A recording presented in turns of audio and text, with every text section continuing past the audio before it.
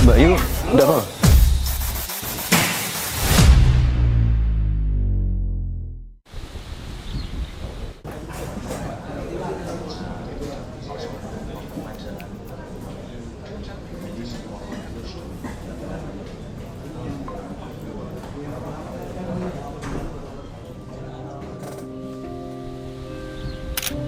Mimpi saya adalah menjadi pengusaha kretek terbaik.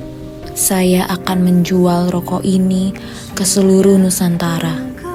Tidak cukup sampai di situ, saya akan menjual sampai mancanegara. Ngimpi kok yo kedua orang, Mbak. Saya akan menjual rokok ini ke luar negeri. Tidak mungkin kamu akan berhasil. Kamu kira gampang ngurus begituan? Belum lagi bayar ini itu ke bea cukai, malah makin ribet. Kamu ingin membuktikan sesuatu kepada dunia, dan saya ingin menjadi bagian dari itu. Mbak Yu, udah apa? Antrian nomor 34.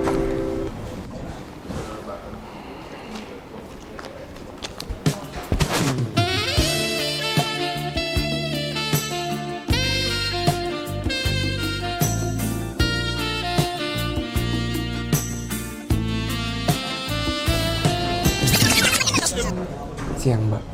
Siang, Mas. Silakan duduk. Ada yang bisa dibantu, Mas? Jadi gini, Mbak.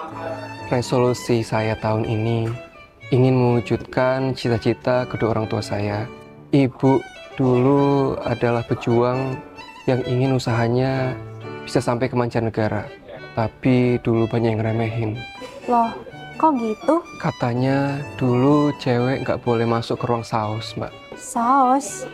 Saus gimana, Mas? Saus kretek. Oh alah, pengusaha rokok ya, Mas? Mbak. Lah, ini kan saya mau tanya, caranya ekspor itu gimana loh, Mbak? Saya mau ekspor, ya bukannya mau sombong ya, Mbak. Walaupun dulu ibu diremehkan, tapi ibu udah bisa buktikan kalau rokoknya ini udah bisa sampai se-Indonesia ini. Ya, dulu dibantu bapak juga sih.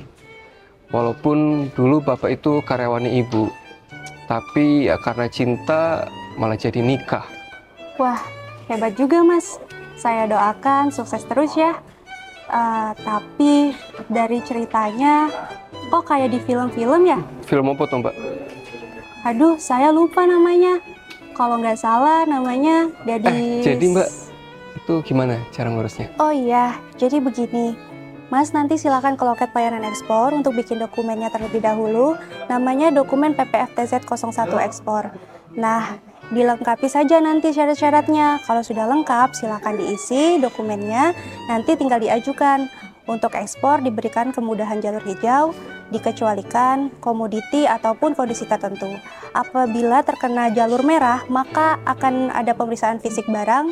Silakan disiapkan barangnya yang akan diekspor. Ketika sudah sesuai, tinggal kirim barangnya, Mas. Oh gitu. Lah, bayarnya berapa itu, Mbak? Untuk pelayanan tidak dipungut biaya.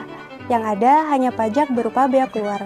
Namun, untuk bea keluar ekspor pada umumnya 0%, kecuali beberapa barang tertentu yang memang terdapat tujuannya, yaitu menjamin kebutuhan dalam negeri, melindungi kelestarian, mengantisipasi kenaikan harga, dan menjaga stabilitas harga. Oh, baik-baik. Saya udah mengerti. Dengan begini, resolusi saya untuk mewujudkan cita-cita ibu saya, insya Allah bisa terwujud. Saya doakan cita-cita mulianya bisa terlaksana ya, Mas. Makasih banyak, Mbak. Nanya opo ya biar bisa lebih lama? Wah, ngomong-ngomong soal resolusi, Bea Cukai Batam sendiri gimana di 2023 kemarin? Wah, panjang sih ini kalau diceritain.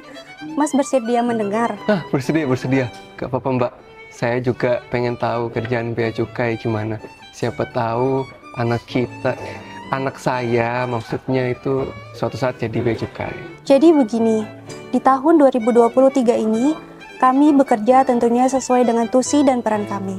Gambaran besarnya, kami mengawasi dan melakukan penegakan hukum, memberikan pelayanan, serta optimalisasi penerimaan negara di bidang kepabeanan dan cukai. Dalam hal pelayanan, Bea Cukai Batam berkomitmen untuk menciptakan pelayanan prima kepada pengguna jasa berupa program janji layanan yang mengedepankan unsur transparansi, bebas KKN, profesionalisme, efektif, dan efisien. Oh iya, tidak lupa para petugas yang melayani diberikan internalisasi berupa Service Level Agreement agar maksimal dalam memberikan pelayanan. Tidak hanya melayani, kami juga mengoptimalkan penerimaan negara dari sektor kepabeanan dan cukai, sehingga APBN dapat terus menjadi motor penggerak, sekaligus alat pengaman yang menjaga stabilitas ekonomi. Jadi Bea Cukai ini tugasnya melayani dan mengoptimalkan penerimaan negara, toh Mbak? Betul sekali, tapi bukan cuma itu. Seperti yang kita tahu, wilayah Indonesia terdiri dari banyaknya kepulauan yang dihubungkan dengan perairan berupa laut, termasuk di Batam ini. Batam merupakan salah satu kota dengan letak yang sangat strategis. Selain berada di jalur pelayaran internasional, kota ini memiliki jarak yang sangat dekat dan berbatasan langsung dengan Singapura dan Malaysia. Sehingga kami wajib melakukan pengawasan terhadap lalu lintas barang baik di darat, laut, maupun udara. Pada tahun 2023, Bea Cukai Batam telah melakukan pengawasan dan penindakan terhadap lalu lintas barang. Untuk melindungi Indonesia dari masuknya barang-barang yang terkena larangan dan pembatasan, serta untuk mengamankan penerimaan negara dari potensi kerugian yang terjadi. Dalam melakukan pengawasan tersebut, Bea Cukai Batam secara konsisten menjalankan sinergi dengan aparat penegak hukum dan pemerintah daerah dalam bidang penegakan hukum atas pelanggaran di bidang kepabeanan dan cukai. Begitu ya. Mbak, mampir ke pabrik Mbak, lihat-lihat saus buatan Ibu, enak. Oh, boleh Mas. Kebetulan di tahun ini beberapa kali kita lakukan kunjungan, baik perusahaan besar maupun UMKM, dengan tujuan asistensi serta audiensi terkait ketentuan kepabeanan. Hal ini dilakukan guna mendukung penuh industri lokal. Kalau didukung begini sih, saya jadi semangat Mbak untuk wujudkan cita-cita Ibu. Suun yang banyak loh Mbak. Siap Mas, sama-sama. Kami senantiasa berkomitmen memberikan pelayanan yang terbaik. Sesuai dengan komitmen tersebut, Bea Cukai Batam juga telah melakukan survei kepuasan pengguna jasa. Selain survei, kami melakukan beberapa perubahan, inovasi, serta capaian lain sepanjang tahun 2023. Saya paham sekarang Mbak. Keren juga ya Bea Cukai. Semoga Bea Cukai makin baik ya Mbak.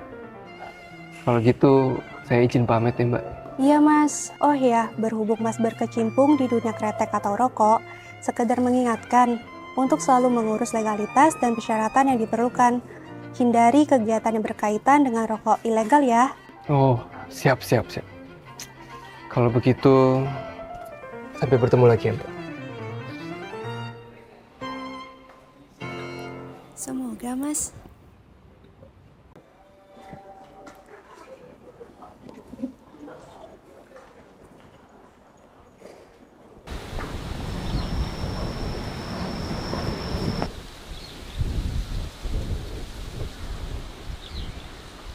Mas, ini bukunya.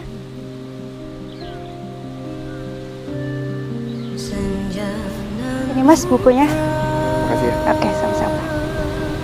Di hati remuk redam,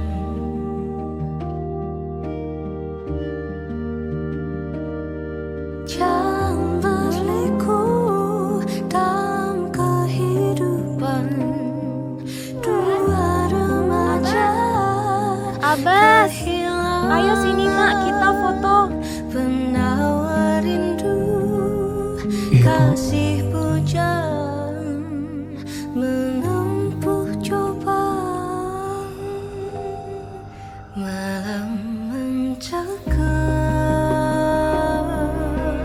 rembulan. Abbas punya banyak cerita.